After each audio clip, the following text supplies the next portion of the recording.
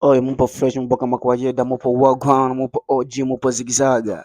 Sasa leo nataka niongelee issue ya wasanii wa Tanzania kuja kufanya show Burundi. Sisi tunafaidika nini? Sasa yani sisi tunafaidika na nini? Mimi niona yani hakuna faidi yoyote wasanii wa Tanzania wakija kufanya show Burundi.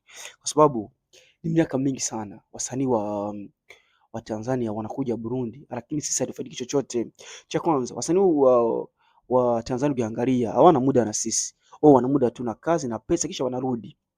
Wengine wao hata ukiwaomba collab, hata ukiwaomba featuring hawakupi. Wengine wanafanya show nyingi sana. Hawezi hata kuita msanii wa Burundi aende kuperform Tanzania, na wakati tunajua kuna pande nyingi za Tanzania ambazo wasanii wa Burundi wana mashabiki. Kwa mfano tu nikupe mfano tu wa kawaida, tukiachana na mkoa mengine, mkoa kama Kigoma, wasanii wa Burundi wana uwezo wa kwenda kufanya show na wakapata mashabiki wengi sana zaidi.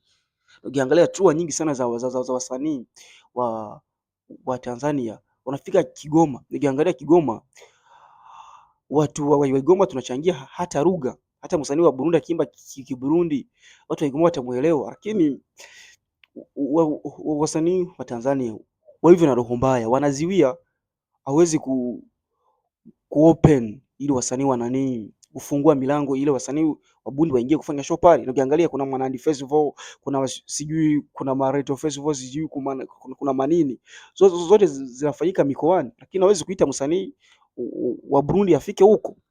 Lakini mapromoter wa Burundi kila siku kila sijui kila sama kila nini lazima waite wasanii wa Tanzania waje kuperform Burundi, wakati sisi hatunufaiki chochote. Yani hii kitu inatakiwa kuangaliwa kwa kina ili tujue namna ya kufanya. Sisi wa Burundi tunatakiwa kuiga kuziwia wasanii kutoka nje, yani wasifanye Burundi kama chimbo yao, kama yani kila upcoming kila artist yote wa Tanzania lazima aje kuperform Burundi. Hiyo kitu sifanyiki kwa namna hiyo. Sisi tunatakiwa kuwaziwia, hata wakija waje kwa muda, sio eti kila sama kila nini ni lazima tupate wasanii kutoka Tanzania kuja kuperform Burundi. Hapana, hiyo kitu kabisa sio. Sasa lakini kwa Harmonize naweza ningasema poa kidogo, maana kuna Afro Easter yake ile albumu ile launch yake Afro Easter, aliwahi kualika wasanii kutoka Burundi wawili, aliwahi kumwalika Big Fizzo, kumwalika Sat B, japo Sat B ndio alifika, lakini yeye tu angalau alifikiria kidogo kama Burundi kuna waimbaji, kama Burundi kuna artists, lakini wengineo hawana hata time na sisi. Yani tunaona kama vile sisi wasanii wa Burundi tunajipendekeza kama hivyo, kwa sababu kuna vitu vingi sana mimi hapa siwezi kuongea vifanyika.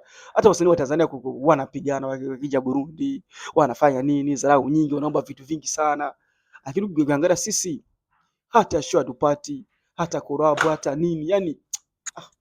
Yani hii kitu inafika wakati inaanza kutuumiza.